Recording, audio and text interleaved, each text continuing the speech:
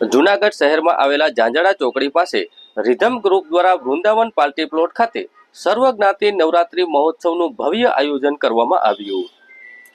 જૂનાગઢ શહેરમાં આવેલા ઝાંઝડા ચોકડી ખાતે રિધમ ગ્રુપ દ્વારા વૃંદાવન પાર્ટી પ્લોટમાં નવરાત્રી મહોત્સવનું ભવ્ય આયોજન કરવામાં આવ્યું છે, જેમાં આયોજકો દ્વારા બાઉન્સરની ટીમ સાથે પોલીસ સિક્યુરિટી સાથે મન મૂકીને રમી શકે ખેલૈયાઓ એ માટે ફૂલ સિક્યુરિટી સાથે નવરાત્રી મહોત્સવનું આયોજન કરવામાં આવ્યું છે। રિધમ ગ્રુપ દ્વારા સર્વ જ્ઞાતિના ભાઈઓ બહેનો મન મૂકીને નવરાત્રીમાં રાસ ગરબા રમી શકે તેવું ભવ્ય આયોજન કરવામાં આવ્યું છે।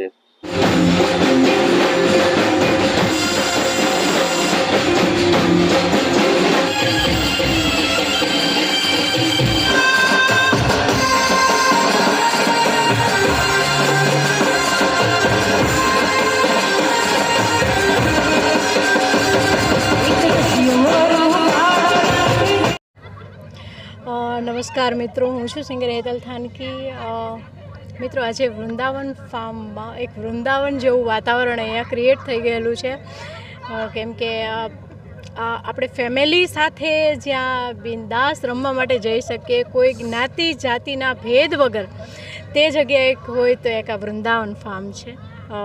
એમ કહેવાય ને કે આજે અમે 10 થી 15 મિનિટ ખાલી ગરબા રમાડ્યા, પણ એમ લાગે કે કૃષ્ણ ભગવાનની સાથે રાધા રાણી રમતા હોય એવા સરસ મજાના ગરબાનું આખું આયોજન છે। અને આ આયોજનમાં વધુ ને વધુ લોકો આવો, તમારા પરિવાર સાથે આવો।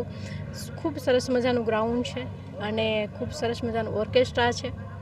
અમે સિંગરમાં પણ છીએ અને સાથે ખેલૈયાઓ આજે પણ આટલા બધા હતા ને હજુ પણ વધુ ને વધુ લોકો આવો અને ગરબાને માતાજીની આરાધના કરીએ।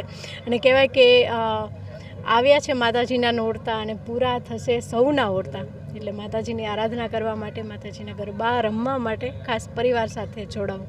Thank you. નમસ્કાર બધાને, મહાદેવ હર। હું સિંગર દર્પિત દવે। જૂનાગઢના આંગણે એક સુંદર મજાનું આયોજન રિધમ ગ્રુપ દ્વારા કરવામાં આવ્યું છે। સાથે સાથે તેમના સાથી સહાયકમાં આયુષ હોસ્પિટલ સ્પોન્સર કરી રહી છે અને સુંદર મજાનું રળિયામણું આયોજન અહીં આપણે જૂનાગઢના આંગણે કરવામાં આવ્યું છે। આયોજનની વિશેષતા કહીએ તો એ છે કે સુંદર મજાના સિક્યુરિટી વચ્ચે આખું આયોજન થયેલું છે। બધા ખેલૈયાઓ તથા આપણે એ બહેનો દીકરીઓ છે તે સંપૂર્ણ નિસ્પીકર થઈને રમી શકે તેવું એક સુંદર મજાનું આયોજન આપણા જૂનાગઢના આંગણે થયેલું છે।